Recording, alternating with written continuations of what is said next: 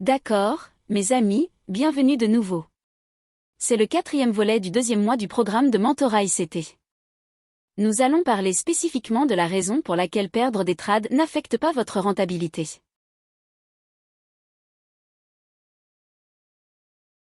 Voyons ce que la peur de prendre des pertes fait réellement à votre trading.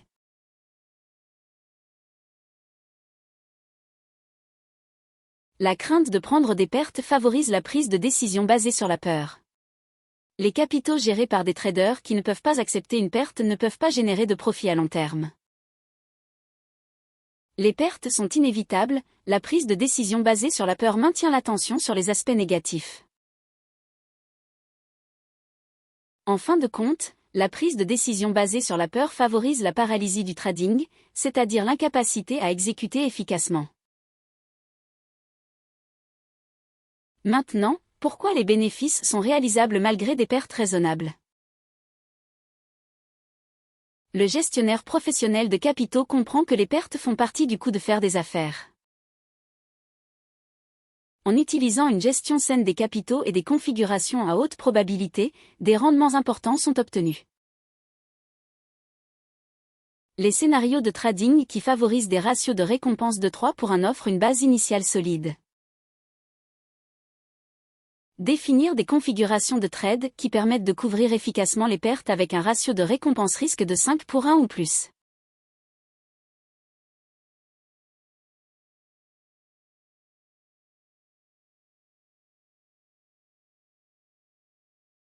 D'accord, mes amis, nous allons donner un bref aperçu de la mise en place d'un trade, juste pour le contexte de cette discussion.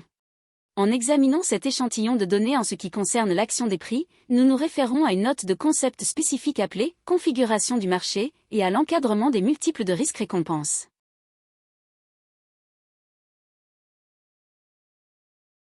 Évidemment, nous allons utiliser une méthode standard de ma boîte à outils, le bloc d'ordre haussier, comme nous le voyons ici. Le marché revient à une zone précédente d'achat institutionnel, indiquée par la bougie baissière précédente de la hausse précédente. En notant la bougie baissière ou le bloc d'ordre haussier, le prix d'ouverture définit l'écart de valeur équitable ou le plus probable support.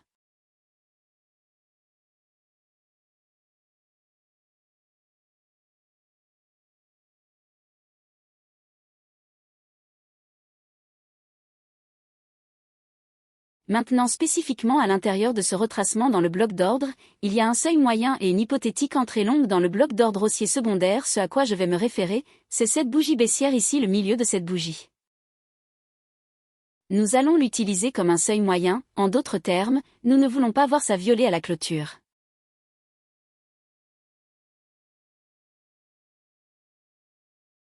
Maintenant en utilisant 20 pips, car le stop-loss cadre facilement des multiples de récompense de 3 pour 1 an récompense du risque, et 5 pour 1 an récompense du risque, ou même plus élevé. Presque un ancien sommet 20 pips au-dessus nous donne un objectif intéressant au-dessus où le prix se retirerait.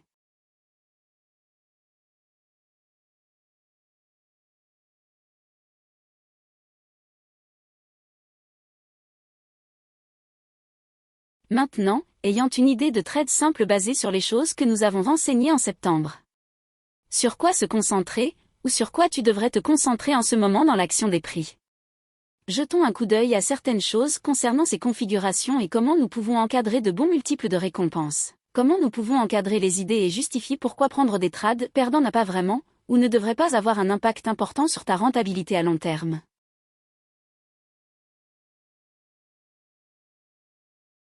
Nous allons supposer que nous utilisons une taille de compte hypothétique de 5 000 $, et nous allons commencer avec un taux de précision bas de 30%, cela signifie que tu perds 70% du temps.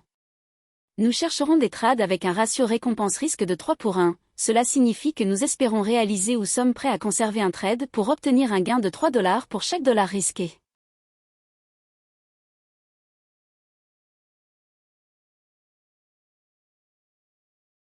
Nous risquons sur chaque trade 1% de notre compte de 5 000 $.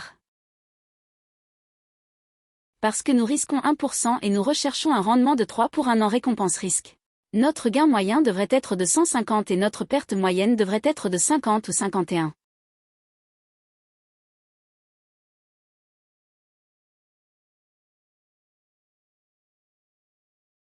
Nous nous concentrerons sur un ensemble d'échantillons de 10 trades et nous allons dire que 30 de ces 10 trades sont gagnants. Et évidemment, 70% seraient des trades perdants sur ces 10 trades, nous supposons que 3 sont gagnants sur 10 trades et 7 sont perdants sur 10 trades.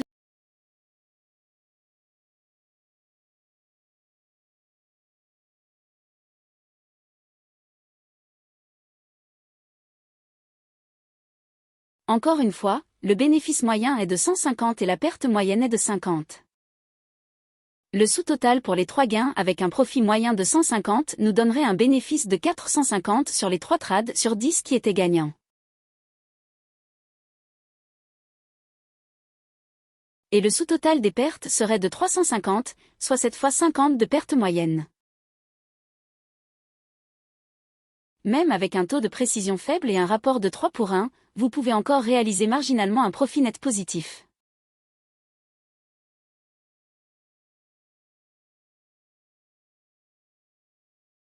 Ce n'est pas énorme et à première vue, cela ne semble pas être une raison de s'enthousiasmer.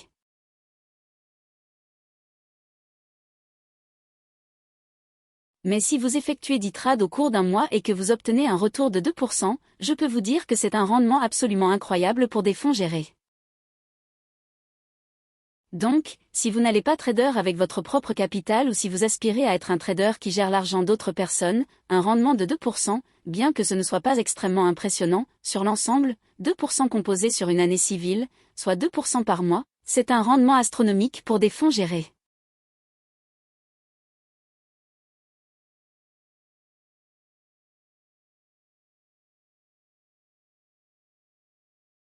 Supposons maintenant, un instant, que nous allons commencer à nous concentrer sur des multiples de récompenses par rapport au risque de 5 pour 1. Cela signifie que nous essayons de gagner 5 $ pour chaque dollar que nous risquons, et nous gardons le même ensemble d'échantillons en examinant 10 trades et en conservant le taux de précision de 30%. La seule chose qui a changé maintenant, c'est que nous encadrons les trades ayant un rapport de récompense-risque de 5 pour 1. Soudainement, nos 3 trades gagnants sur l'ensemble de 10 trades ont un bénéfice moyen de 250, soit 3 gains à 250 en moyenne nous donnent un sous-total de 750. Les 7 pertes dans l'ensemble des 10 trades avec une perte moyenne de 50 nous laissent toujours avec un sous-total de 350. 750 $ moins 350 $ nous donne un bénéfice net de 4 cents $, soit un rendement de 8%. Encore une fois, si nous examinons 10 trades sur la durée d'un mois calendaire, obtenir des résultats comme ceci avec un taux de précision très faible de 30% nous donne toujours un rendement de 8%, ce qui est merveilleux pour un taux mensuel.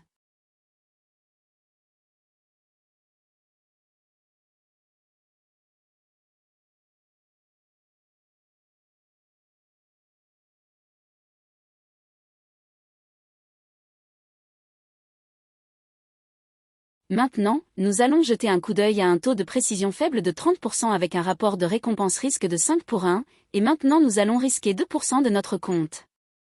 Maintenant, le gain moyen passe à 5 cents $ et la perte moyenne passe à 100 $.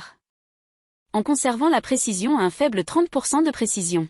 Cela signifie que nous perdons 70% de nos trades sur un ensemble d'échantillons de 10 trades sur le cours d'un mois calendaire. 3 gagnants à 2% de risque par trade, un ratio récompense-risque de 3 en récompense du risque. Notre gain moyen passe à 1500 $. Si nos 3 trades gagnants ont un gain moyen de 500 $, cela nous donne un sous-total de 1500 $. Il y a 7 trades perdants avec une perte moyenne de 100 $, soit 2% de notre capital. Le sous-total serait évidemment de 700.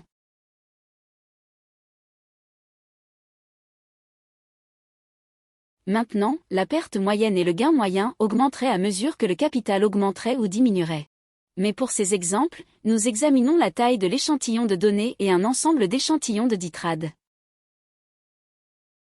Donc les détails sont présentés ici de manière très hypothétique, mais avec 3 gains pour un sous-total de 1500 et 7 pertes pour un sous-total de 700 $. Nous donnerait un gain net de 750, ou un rendement de 15% des rendements fous avec une précision très faible.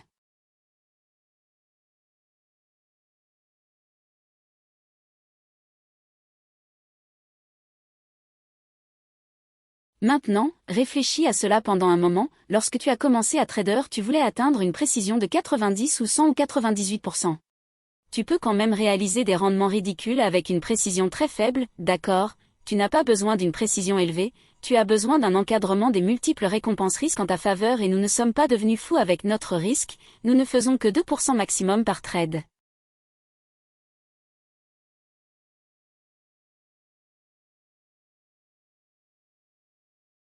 Maintenant, regardons une augmentation de la précision à 40. Rien n'a changé par rapport à l'exemple précédent.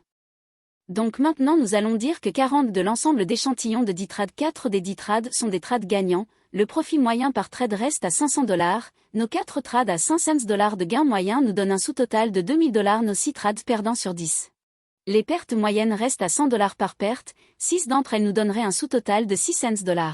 Cela nous donnerait un bénéfice net de 14 cents, ce qui représente encore une fois, c'est un rendement de 28% avec une augmentation de seulement 10% de la précision, un facteur de risque de 2% et un rapport récompense-risque encadré sur un modèle de 5-1.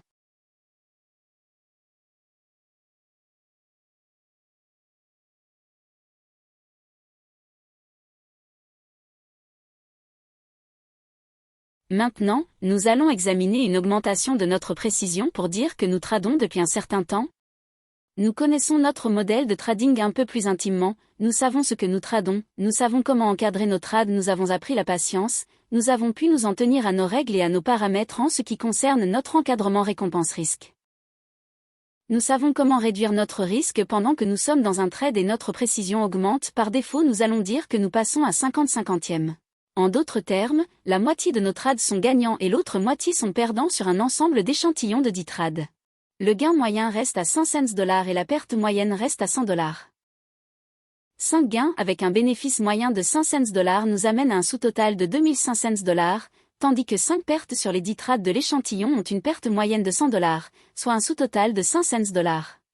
Donc, 2500$ moins une perte de 5 cents sur 5 trades perdants nous donne un bénéfice net de $2000, soit un rendement de 40% sur 10 trades. Le simple fait d'augmenter légèrement notre taux de réussite à 50/50 nous récompense avec un rapport de 5-1 en termes de risque.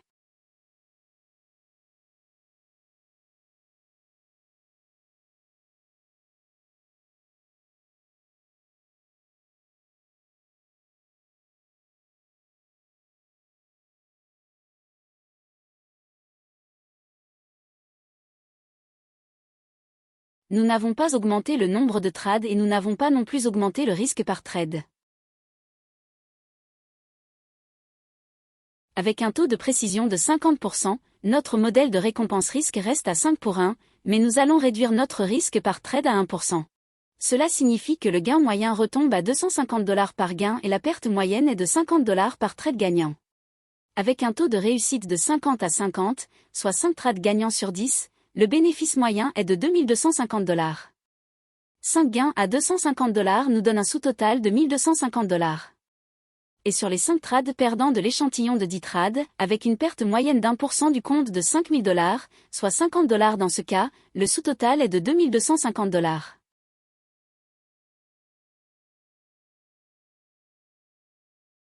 Donc, $1250 des 5 gains moins le sous-total de $250 sur les 5 trades perdants nous donne un bénéfice net de $1000. Maintenant, je veux que vous réfléchissiez à cela pendant un instant. Pensez Y, vous n'avez besoin d'avoir raison qu'à moitié du temps, ou autrement dit, vous pouvez vous permettre d'avoir tort à moitié du temps. Vous recherchez des trades qui rapportent 100 fois la mise, tout en risquant 1% de votre compte.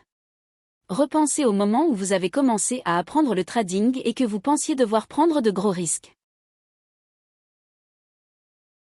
Nous ne parlons pas de 2%, qui est la norme de l'industrie, ici nous parlons d'1%. 1% peut créer des millionnaires. Si vous regardez le risque d'1% par trade et un taux de précision de seulement 50%, cela, à lui seul, correspond exactement à ce que tout le monde rêverait comme taux de rendement, soit 20% par mois. Si vous pouviez réaliser 10 trades par mois, dont la moitié sont perdants mais encadrés tous sur un ratio récompense-risque de 5-1 avec seulement 1% de risque, votre taux de rendement est de 20% avec seulement 1% de risque. Ce sont des objectifs de trading optimaux.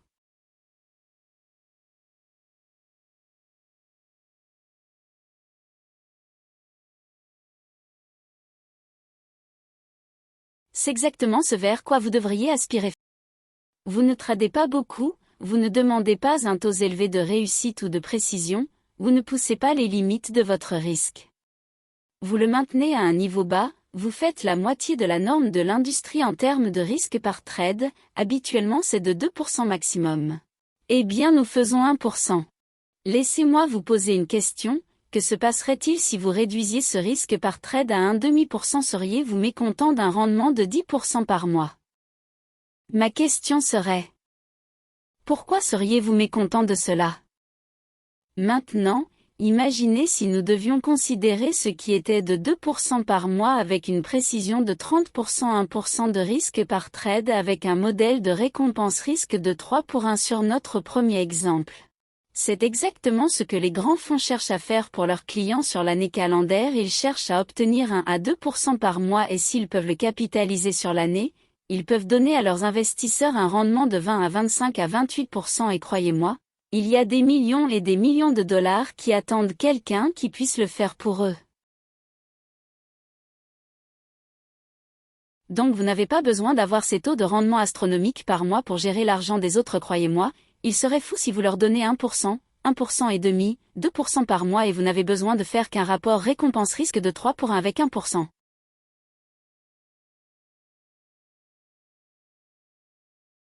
Si vous faites 1% ici et que vous avez une chance de 50 d'être précis et que vous encadrez vos trades autour de 5 pour 1, regardez comme il est facile d'obtenir un rendement vraiment intéressant pour le mois 20%. Vous n'avez pas à trader chaque mois si vous gérez votre argent ou l'argent des autres, voyez-vous.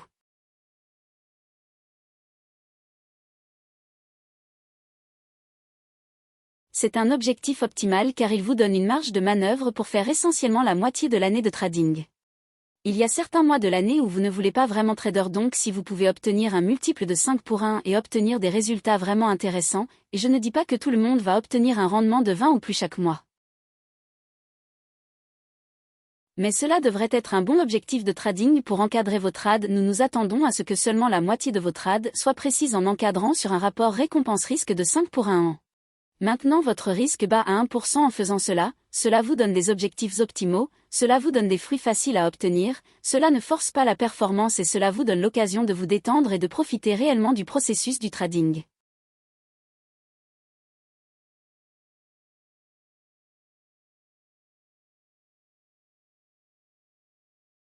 Il n'y a aucune peur justifiée à subir des pertes, elles font toute partie de ce métier, elles font partie du jeu, elles font partie de votre travail en tant que gestionnaire d'actifs. Vous allez subir des pertes, vous allez assumer des trades perdants. C'est le coût de l'activité commerciale. Personne ne traverse sa carrière sans subir de pertes. Vous en aurez beaucoup si vous tradez pendant longtemps. Si vous aviez une colonne avec toutes vos victoires et toutes vos pertes occuperaient une place très importante dans la liste. Mais cela ne diminue pas, et n'enlève pas le facteur de rentabilité qui est toujours disponible pour les traders qui savent comment encadrer leur trade avec de bons multiplicateurs de récompenses par rapport au risque, en gérant et en définissant le risque et en réfléchissant à la manière dont ils vont trader avec ces paramètres. Si nous utilisons l'exemple que nous avons montré au début de cette vidéo avec un stop de 20 pips, tout ce que vous avez à faire, c'est de prendre. Eh bien, qu'est-ce que représente 1% de 5000? C'est 50. Donc, si vous avez un stop de 25, vous divisez cela par $50 et vous obtenez votre valeur en dollars par pip. C'est cela que vous utiliseriez pour votre trade, et cela vous donnerait tous les chiffres que vous voyez ici. Nous ne pouvons parler qu'en termes hypothétiques, mais c'est une règle ou un principe général sur lequel vous allez vous appuyer en tant que trader, en mettant en évidence le fait que vous n'avez pas besoin d'une grande précision. Je n'ai pas montré une précision de 60%, je n'ai pas montré 70% de précision, je n'ai pas montré 80% ou 90%. Tout cela n'est pas nécessaire. Mais avec le temps, à mesure que vous progressez dans vos compétences et votre compréhension de l'action des prix en tant que trader, par défaut, votre taux de précision augmentera, et vous n'aurez jamais besoin ou exigerez qu'il soit supérieur à 50 à 50. Alors, jusqu'à la prochaine discussion et la prochaine leçon, je vous souhaite bonne chance et bon trading.